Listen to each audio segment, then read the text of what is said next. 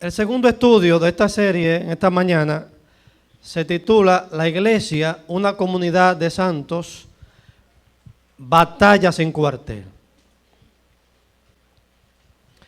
Y el versículo que quiero que memoricemos es Primera de Pedro, capítulo 2, versículo 11. Amados, yo os ruego que os abstengáis de los deseos carnales que batallan contra el alma. Lo repito, amados, yo os ruego que os abstengáis de los deseos carnales que batallan contra el alma. Primera de Pedro, capítulo 2, versículo 11. Cuando llegamos a Cristo y fuimos salvos por la gracia del Señor, experimentamos una cosa que el Señor llamó el nuevo nacimiento. Le habló de eso a Nicodemo, y el apóstol Pedro también habla del nuevo nacimiento con otras palabras. En ese nuevo nacimiento pasamos de la muerte a la vida espiritual por el poder y la obra del Espíritu Santo. La presencia del Espíritu de Dios nos capacita para vencer el pecado, pero eso no ocurre constantemente, ¿verdad? Si somos sinceros con nosotros mismos, tenemos que reconocer que hay una lucha interior cada vez que nos enfrentamos con el pecado. Si fuera tan fácil vencer el pecado todas las veces que nos enfrentamos con él, no habría que hablar de santidad. Pero precisamente la santidad consiste en vencer el pecado cada vez. La nueva naturaleza, querida, en el nuevo nacimiento, no destierra la vieja naturaleza, ni tampoco la neutraliza. Alguna gente piensa que ya estamos en Cristo Jesús, ya siempre tenemos el poder para vencer. Y cuando usted pregunta, hermano, ¿cómo está? En victoria, o sea, nunca pierden. Hay momentos que perdemos frente al pecado y tenemos que ser sinceros para reconocerlo. Porque la nueva naturaleza no destierra la vieja, ni tampoco la neutraliza. Está ahí, tan viva y tan activa como antes. Nuestro deseo e intención como nuevas criaturas es obedecer a Dios siempre, pero no siempre lo logramos así. Hay una lucha interior entre esa voluntad preciosa de la nueva naturaleza de vencer siempre, de obedecer siempre, de someterse siempre a Dios, pero por otro lado la vieja naturaleza tiene también una intención que es siempre de no someterse a Dios, de arrastrarnos al pecado, de arrastrarnos a desobedecer los principios bíblicos. A veces cuando estamos en consejería, los líderes con una persona, le decimos y le exhortamos con lo que la Biblia dice. Y la persona dice, sí, yo lo sé que la Biblia dice eso, pero me es tan difícil hacerlo. Y esa es la realidad. Que no hay obediencia siempre. Hay una tensión permanente entre la ley del pecado, como lo llama Pablo, y la intención de la nueva naturaleza, que es siempre vencer. Esa que hemos recibido de Dios. Y esta lucha interior la tiene cada cristiano. Y si usted no la tiene, eso nada más significa dos cosas. Número uno, que usted ya se rindió al poder de la carne. O número dos, quizás lo peor, que no conoce a Cristo. Y que no tiene ni siquiera el deseo de obedecer a Dios. Simplemente no has nacido de nuevo. Y Pablo dice en Gálatas 5:17, porque el deseo de la carne es contra el espíritu y el del espíritu es contra la carne. Y estos se oponen entre sí. Esa realidad la vive cada cristiano. Si no vive esa realidad, analícese profundamente frente al Espíritu Santo. Para un cristiano descuidado puede que esta lucha no sea tan intensa, pero ocurre todos los días. En la medida que uno reconozca esa realidad, en la medida que seamos conscientes de esta realidad, estaremos preparados para enfrentarnos con ella, buscando el auxilio del Espíritu Santo. Y eso es porque la santidad no es un producto terminado en un momento, sino una experiencia que se logra día a día en el campo de batalla. No va a llegar un día que digamos, amanecí santo, ya no tengo que luchar más, ya no tengo que aprender más, ya no tengo que luchar más. La santidad se consigue en el campo de batalla día a día. Quizás vencimos un pecado que nos agobiaba en el día de ayer, pero hoy es otro pecado con el que estamos luchando. Y tenemos que estar siempre alerta y con la intención de vencer con la ayuda del Espíritu Santo. Así pues que para entender esto, exploremos un poco la naturaleza de este enemigo que tenemos, el pecado o la vieja naturaleza. En primer lugar, la naturaleza de este enemigo o de esta batalla.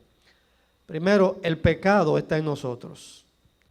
Cuando el enemigo está afuera, usted hace todo lo posible para que no entre.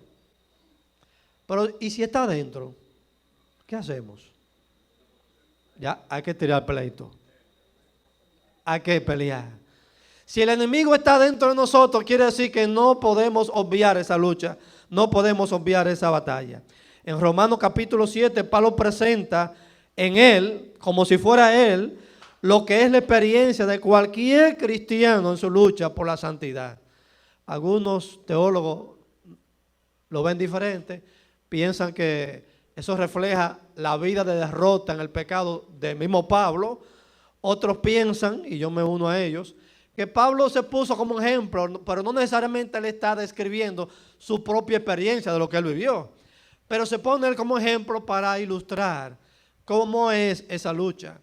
Y dice Pablo que aquí hay una lucha con una ley poderosa que se opone a su deseo de hacer lo bueno y recto delante de Dios.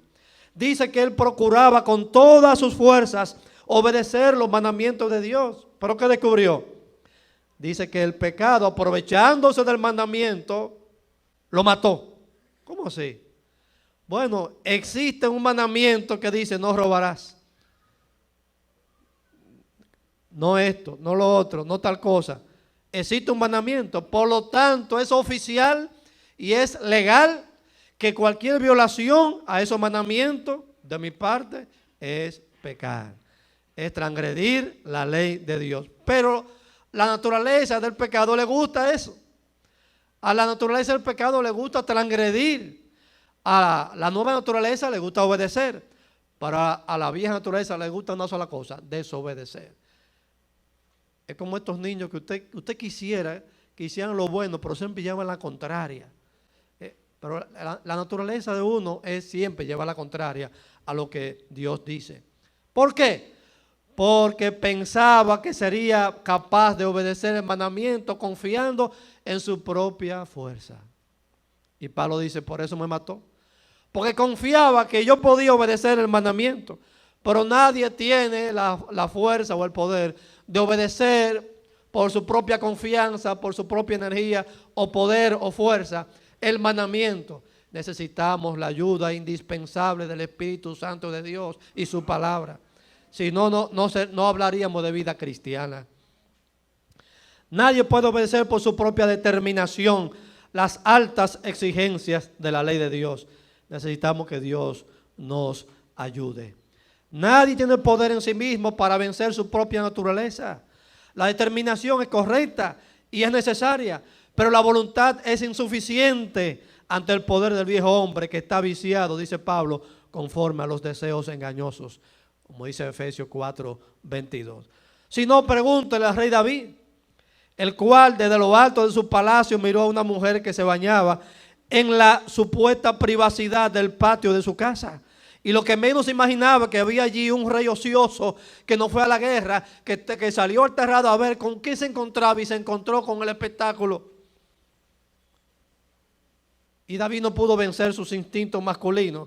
Y aprovechándose que es el rey, dice, desde aquí la vista se ve bien, tráeme esa muchacha. Y ya usted sabe el resto de la historia. O pregúntele a Can, el que vio un manto babilónico muy valioso, 200 ciclos de plata y un lingote de oro, cuando Josué intentó tomar la ciudad de Ai, en Josué capítulo 7. Aunque Dios ya había dicho claramente, no toquéis el anatema. Oiga, era un manto babilónico muy valioso. Era un lingote de oro. Y ante esa cosa, Acán no pudo vencer su codicia. Como David tampoco pudo vencer su codicia sexual. Es que no es fácil. La vieja naturaleza. Pero por saber que no es fácil, no es para excusarla tampoco. Tenemos que reconocer que está ahí, que el problema está ahí, que hay que enfrentarlo y que hay que buscar la manera de vencerlo. Y Dios nos ha dado el Espíritu Santo y su palabra para hacerlo correctamente. Lo que le sucedió a Acán y a David sucede muchas veces entre nosotros. Tal vez no con los mismos pecados, pero con otros quizás más sencillos o más graves, que son nuestras debilidades. La razón, el pecado mora en nosotros. Dice Romanos 7:21, así que queriendo yo hacer el bien, dice Pablo, hallo o descubro esta ley, que el mal está en mí. Seamos conscientes, hermanos, de eso, cada momento y cada día de nuestra vida. Tú que piensas, hermano, que puedes acercarte al precipicio y no caerte. Tú que piensas que puedes tocar el fuego con las manos y no quemarte. Piensa que se puede jugar con el infierno si caer en su condenación. Recuerda, el pecado está en ti. El pecado está en mí. La idea no es demostrar cuán cerca me acerco al pecado y lo venzo. La idea es cuán lejos me voy del pecado y lo venzo. Por eso le dijo Pablo a Timoteo, huid de las pasiones juveniles. No le dijo, quédate cerca para que demuestre tu espiritualidad, sino huye de las pasiones juveniles. A veces mandarse es la mejor decisión que puede tomar un cristiano. Si el viejo hombre hubiera fallecido en el momento de la conversión, todas las advertencias bíblicas de huir de las pasiones, de hacer morir lo terrenal en nosotros, de poner nuestros ojos en lo de arriba, no tendrían sentido. Pero están en la Biblia. Dice, huir. Dice, hacer morir lo terrenal en vosotros. ¿Por qué? Porque ese es nuestro problema. Ese es nuestro problema. Esa es nuestra batalla sin cuartel, diario. Cuando el enemigo viene de fuera, como dije ahorita, uno puede prepararse y tomar medidas para que no entre, porque si entró hay que enfrentarse. Pero el asunto no es que entró, es que está en nosotros. El enemigo, nuestra propia naturaleza caída. Él invade nuestros pensamientos, invade nuestra razón y la voluntad. Lo hace eso, el más peligroso de los enemigos, porque está dentro. Y esto implica por lo menos dos cosas. En primer lugar, implica que no podemos confiar en nuestro corazón, a menos que esté controlado y guiado por la infalible palabra de Dios. El corazón por su propio estado no puede ser confiable para decidir qué cosas agradan o qué cosas no agradan a Dios. Dios es el único que escudriña y conoce el corazón del hombre. Lo dijo desde hace mucho tiempo. Engañoso es el corazón más que todas las cosas y perverso. Jeremías capítulo 7, versículo 9. Me gusta la Biblia de las Américas, que dice, engañoso es el corazón más que todas las cosas y sin remedio. Está más de acuerdo con el original hebreo. Y sin remedio. El único que puede remediar eso es la obra de Jesucristo. Pero el corazón es irremediablemente pecaminoso. Aún el corazón del cristiano, si no está permeado por arriba y por abajo y por dentro por la palabra de Dios, nuestros pensamientos siempre van a ser hacer lo que agrada a la carne. Por lo general pensamos que conocemos nuestro propio corazón y nos creemos lo mejor, pero si un proyector pudiera mostrar todo lo que somos, clamaríamos como el fariseo de Lucas 13, Dios, sé propicio a mí, pecador. El rey David hizo bien cuando dijo en el Salmo 139, 23 y 24, examíname, oh Dios, y conoce mi corazón, pruébame y conoce mis pensamientos, y ve si hay en mí maldad, y guíame en el camino eterno. David sabía por qué dijo eso, porque él descubrió que su corazón no era tan bueno como él pensaba. En segundo lugar, eso significa que para enderezar el corazón necesitamos inyectarle los mandamientos de Dios. Si no vivimos apegados a los mandamientos de Dios, entonces vivimos como chivos sin ley, como dice el dicho, no sé si es dominicano. El corazón es falible y engañoso, pero la palabra de Dios es infalible y verdadera. La Biblia es que endereza el pensamiento. La Biblia es que endereza el corazón. Podemos confiar en sus consejos y en su sabia dirección.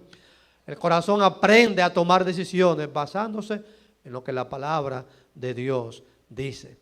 El autor del Salmo 119 exclamó en el Salmo versículo 5: ojalá fuesen ordenados mis caminos para guardar tus estatutos.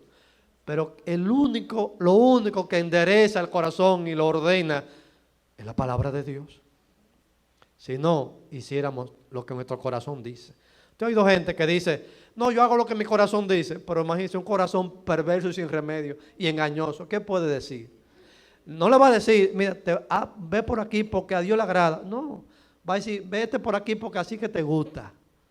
Y así que te vas a sentir bien. Si no le hace daño a nadie, haz lo que tu corazón piensa. No, siempre va a ser lo que a Dios no le agrada. Los caminos del cristiano son ordenados cuando se apegan literalmente a la palabra de Dios. De manera, mi hermano, que nunca te lances en una dirección hasta que estés seguro que la palabra de Dios lo aprueba. Ahorita mencioné el seminario y me recuerdo que entre las discusiones grandes que se armaban entre nosotros era que cuando estábamos estudiando para un examen, comenzaban los demás compañeros, no, porque fulano de tal, si estaba un escritor, un teólogo famoso, dice esto y lo otro. Y el otro, yo leí el libro del teólogo tal, y él opina que ese versículo significa tal y cual. Y después que todo el mundo se cansaba, entonces yo decía, ¿y la Biblia qué dice? Porque al fin y al cabo eso es lo importante. ¿Qué dice la Biblia de lo que tú piensas hacer o de lo que yo pienso hacer? Eso es lo que vale, lo que Dios dice. Eso es lo que va a enderezar nuestro corazón. Bueno, en segundo lugar, hablando sobre este enemigo, no solamente que vive en nosotros, sino, en segundo lugar, que la carne no puede obedecer a Dios. Romanos capítulo 8, Pablo enseña lo que él llamó la ley del espíritu de vida, en el versículo 2. La única ley que vence a la ley del pecado es esa, la ley del espíritu de vida. Y en los versículos 5 y 6 de Romanos 8, Pablo dice lo siguiente: por cuanto los designios de la carne son enemistad contra Dios, porque no se sujetan a la ley de Dios, ni tampoco pueden. Y los que viven según la carne no pueden agradar a Dios. ¿Oyó bien? No pueden. Ni siquiera tienen el deseo. No pueden. El hombre ha tratado muchas veces de convertir al lobo vistiéndolo de oveja. Nadie lo ha logrado. Nadie lo ha logrado. Pero eso es imposible. Uno puede ser lo mejor como persona según la definición que uno tenga de uno mismo, pero la buena educación, la asistencia a la iglesia o el conocimiento bíblico no es lo mismo que ser convertido. Hay que ser convertido para vencer la vieja naturaleza, para tener el Espíritu de Dios. Igualmente, la santidad no es darle a la carne un baño de espiritualidad con reglas morales o enseñarle buenos modales cristianos, porque al fin y al cabo el lobo va a salir. Hay gente que andan derechita, que no hablan fuerte, como me decía anoche, y que usted lo ve, y si usted se lleva del físico o de la apariencia, dice, ese es un cristiano. Y si usted se queda un rato conversando, a lo mejor le dice, no, yo no me he entregado nunca a Cristo. Y dice, ¿cómo? Pero tú pareces un cristiano. Un baño de cristiano. Hay gente que tiene baño de cristiano, pero mañana tienen que volverse a bañar de cristiano para aparecer. Pero un convertido es un convertido siempre. Se puede conocer todo lo que la Biblia enseña en cuanto a la santidad y aún así ser el mismo diablo.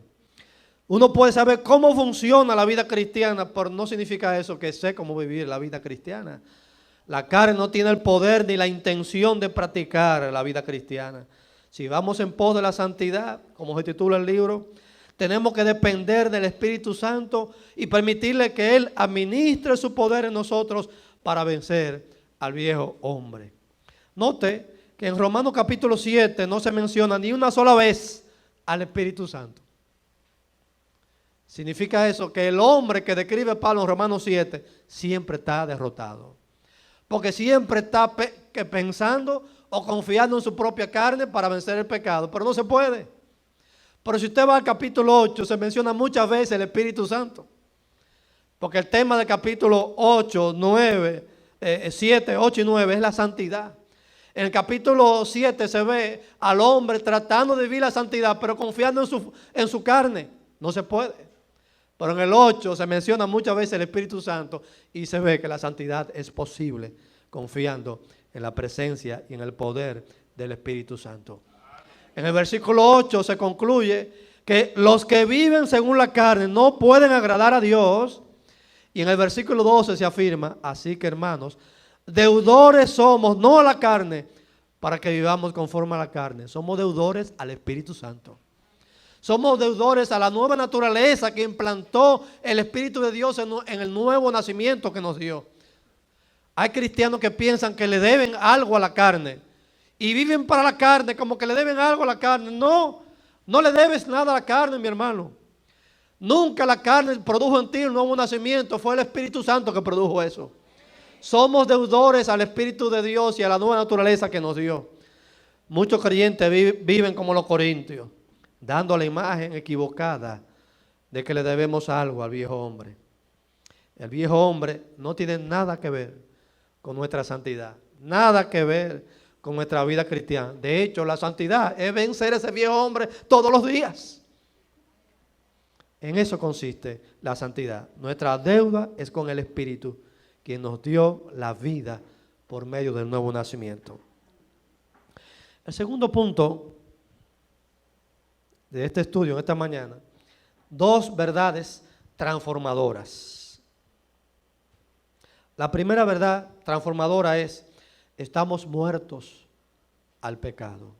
Romanos capítulo 6, versículo 6 nos enseña eso.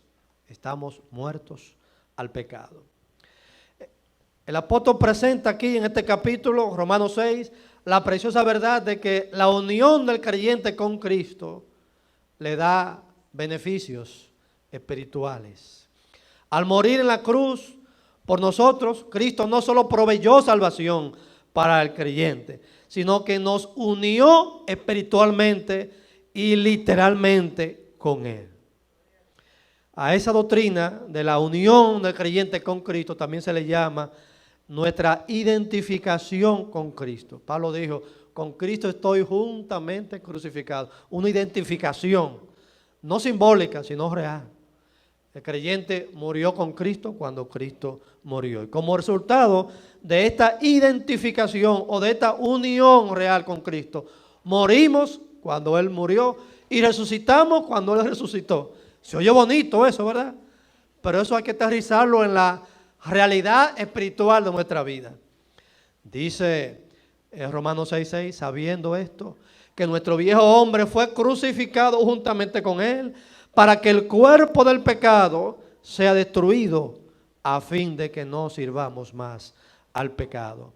Cuando dice el cuerpo del pecado, quiere decir su poder sobre nosotros. Eso no significa que el cristiano no pecará nunca más, porque morir con Cristo, pues yo no voy a pecar más. No, no significa eso. Pero significa que hay una realidad que tiene que tener consecuencias en nuestra vida verdadera, en nuestra vida de santidad. En la cruz, Cristo despojó al viejo hombre de su imperio. Pero hay creyentes que parece que le devuelven su imperio al pecado sobre sus vidas. Y no han entendido que hemos muerto con Cristo allí con todo y la vieja naturaleza. Colosenses capítulo 1 versículo 13 dice, el cual, es decir, el Padre, nos ha librado de la potestad de las tinieblas y nos ha trasladado al reino de su amado Hijo, Lo que hizo Cristo fue lo siguiente: cuando murió en la cruz, nos sacó del reino del dominio del pecado y nos trajo al reino del dominio del Espíritu de Dios. Eso es una realidad bíblica, teológica, espiritual, producto de nuestra unión con Cristo. Ahora tenemos que hacer eso real en lo que es la vivencia, la práctica. En vez de vencer al pecado, tenemos que reconocer que muchas veces Él es el que nos vence a nosotros. Eso no está bien. Porque entonces la imagen no es de que soy muerto con Cristo, sino de que todavía estoy rendido al dominio del pecado. Si esto es lo que pasa en tu vida, mi hermano, estás en Romanos 7, pasa a Romanos 8, donde la santidad es posible por la dependencia del Espíritu Santo, en el Espíritu Santo. Entonces tenemos que leer lo que dice Pablo en los versículos 10 y 11. El versículo 10 se refiere a Cristo, mientras que el versículo 11 se refiere a nosotros. Estoy en Romanos 6. Porque en cuanto murió al pecado, murió una vez por todas. Así también vosotros consideraos muertos al pecado. Romanos 6, verso 10 y verso 11. El término griego traducido consideraos, literalmente significa razónalo, acéptalo. Razónalo, acéptalo. Sí, Pablo se traduce aquí consideraos, es decir, acéptalo como una realidad. Has muerto con Cristo, has muerto al pecado. Ahora estás en el reino de la voluntad de Dios. Eso es un hecho. El doctor Francisco Lacueva, en su Nuevo Testamento interlineal griego-español, lo tradujo: hace cuenta, o sea, tómalo en cuenta. No es solamente que sepamos que en Cristo hemos muerto al pecado, sino que en la experiencia diaria de la vida espiritual nos consideremos como tales, que en verdad hemos muerto al pecado y estamos vivos, estamos en el reino de su amado Hijo. En el manual de lecciones de su campaña, Una vida con propósito, del pastor Rick Warren, hay una lección en la que él cuenta, ilustra con su matrimonio esta realidad. Él dice: cuando yo me casé, ¿verdad? Hicimos la ceremonia y nos fuimos un largo viaje en carro al lugar de luna de miel. Cuando llegamos al hotel, bueno, yo me estoy cambiando y esas cosas, y yo me miro al espejo y me miro y pienso: pero será verdad que yo estoy casado. Y la esposa saca de su cartera el acta de matrimonio y le dijo: míralo aquí, ese documento dice que tú eres mi marido. Si tú no lo sabes, míralo ahí. Bueno, eso es lo mismo. Si usted no sabe que ha muerto en Cristo, mírelo ahí. La Biblia dice que hemos muerto al pecado, hemos muerto con Cristo al pecado y estamos en el reino de su amado Hijo. Es decir, razónalo, acéptalo, considérate muerto al pecado, pero estás en Cristo Jesús. La Biblia nos enseña eso. De modo que el pecado seguirá insistiendo y llamando e invitándonos a responder a su dominio malvado, pero usted tiene que decir: no, estoy muerto al pecado y ahora pertenezco al reino de su amado Hijo. En segundo lugar, la segunda verdad preciosa es que no solamente estamos muertos al pecado, la segunda, más preciosa todavía, es que estamos vivos para Dios. Romanos capítulo 6, versículo 4 dice: estoy muerto al pecado, pero ahora vivo para Dios. Muertos al pecado es solo la primera cara de la moneda. La otra verdad que fluye de nuestra unión con Cristo es que estoy vivo, pero para Dios. Volvemos a Romanos 6, versículo 4. Porque somos sepultados juntamente con Él para muerte por el bautismo, a fin de que como Cristo resucitó de los muertos por la gloria del Padre, así también nosotros andemos en vida nueva. Y el versículo 11, del cual solo citamos ahorita la primera parte, dice en lo que resta, 6:11, así también vosotros consideraos muertos al pecado, pero vivos para Dios en Cristo Jesús. Esta unión con Cristo hace posible que Cristo viva su vida en nosotros. Eso se oye grande y tremendo. y lo es. Pero sobre todo eso es lo más precioso. Que ahora yo estoy disponible para que Cristo viva su vida de santidad y de obediencia a los mandamientos de Dios, vivirla en mí. Por eso dice Pablo en Gálatas 2:20, con Cristo estoy juntamente crucificado. Es decir, estoy muerto al pecado. Y ya no vivo yo, mas vive Cristo en mí. Y lo que ahora vivo en la carne, lo vivo en la fe del Hijo de Dios. Es verdad, estoy en la carne, pero lo vivo conforme a el Hijo de Dios.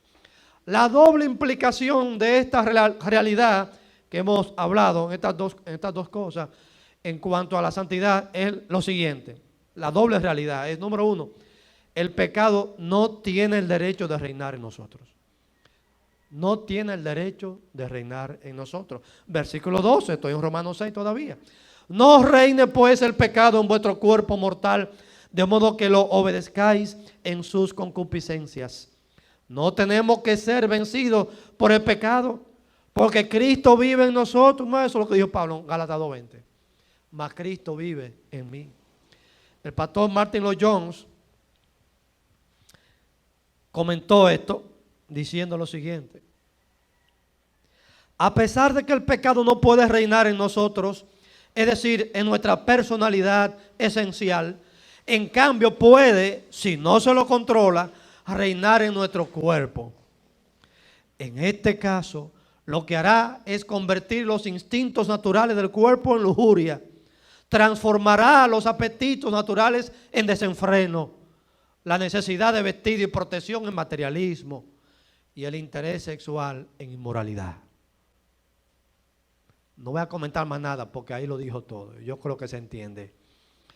Los cristianos son una comunidad de santos cuando entienden que el pecado ya no reina en nuestras vidas, sino, como dijo Pablo, Cristo vive en mí.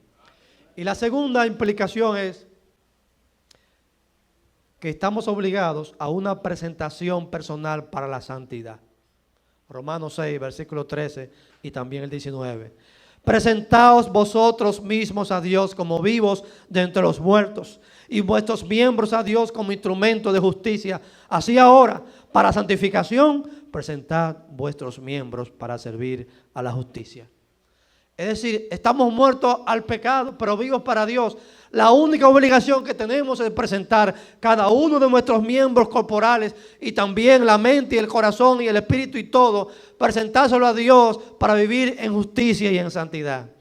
El término presentar que se usa en este versículo o en estos dos versículos es del griego perastésate, que es el lenguaje que se usaba para los sacrificios. Lo que está diciendo el apóstol Pablo aquí, que debemos presentarnos como sacrificio a Dios. Mi cuerpo, mi mente, mi espíritu, todo mi ser. Señor, aquí estoy entero. Todo tuyo. Como un sacrificio. Para la presentación, esa palabra se usó para la presentación del niño Jesús en el templo. Como un sacrificio.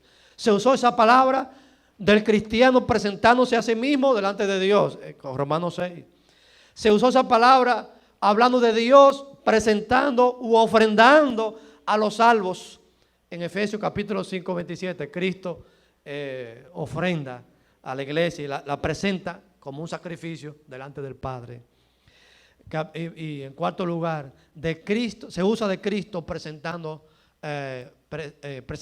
a la iglesia. Colosenses capítulo 1, versículo 28. De la misma manera que estos ejemplos mencionados, nosotros también debemos presentar nuestro cuerpo y nuestros miembros para santificación. Pregunto, ¿hemos hecho eso alguna vez? ¿No te gustaría hacerlo ahora mismo? La santidad no se trata de un catálogo de reglas positivas y negativas que hay que guardar. Santidad es vivir de conformidad con el carácter de Dios y su voluntad. Si la santidad fuera un catálogo con no haga esto, no bote la basura, no ofenda al otro, no fuera fácil, porque ya usted nada más tiene que tomar un lapicero y decir, bueno, no ofendí a nadie hoy, boté la basura, fui fiel a mi esposa, fui a la iglesia y ya, usted saca un 100 fácil así. Pero no, eso no es la santidad.